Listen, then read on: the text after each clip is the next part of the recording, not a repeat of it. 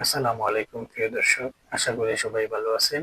আজকে 2 জুলাই 2025 মিয়ানমারের সাথে বাংলাদেশের যুদ্ধ হবে হবে করে আজকে বাংলাদেশের সাথে মায়ানমারের যুদ্ধটি শেষ পর্যন্ত হয়েই গেল।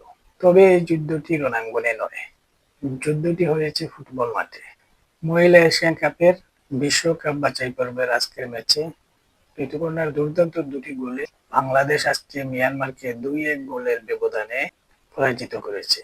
আজকের এই জয়ের মাধ্যমে 2026 সালে অস্ট্রেলিয়ায় অনুষ্ঠিতব্য বিশ্বকাপ বাছাই পর্বের এশিয়ান কাপের মূল পর্বে বাংলাদেশ নারী ফুটবল দল খেলার যোগ্যতা অর্জন করবে। এই নারী ফুটবল দলটিকে কয়েকদিন আগে ক্ষমতাচ্যুত সরকার টাকার অভাবে মায়ানমারে অনুষ্ঠিত অলিম্পিক বাছাই পর্বের ম্যাচে পাঠাতে পারেনি।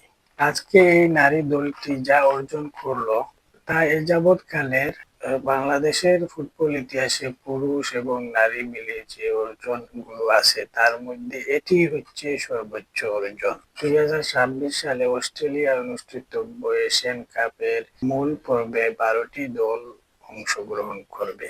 ইতিমধ্যে Bangladesh, Australia, China, South Korea ও জাপান মূল পর্বে খেলার যোগ্যতা অর্জন করে। বাকি দলগুলো পর্যায়ক্রমে মূল পর্বে উঠে আসবে। আমার পক্ষ থেকে বাংলাদেশ নারী ফুটবল দলকে আন্তরিক অভিনন্দন। সেই সাথে বাংলাদেশের জাতীয় ফুটবল দল হামজার নেতৃত্বে যেভাবে এগিয়ে যাচ্ছে, আমি আশা করতে পারি সেদিন বেশি দূরে নয় বাংলাদেশ বিশ্বকাপ চ্যাম্পিয়নশিপে অংশগ্রহণ করবে, সেটি পুরুষ এবং নারী উভয় ক্ষেত্রে। সেই প্রত্যাশায় আমার সাথে যারা যুক্ত ছিলেন সবাইকে অভিনন্দন।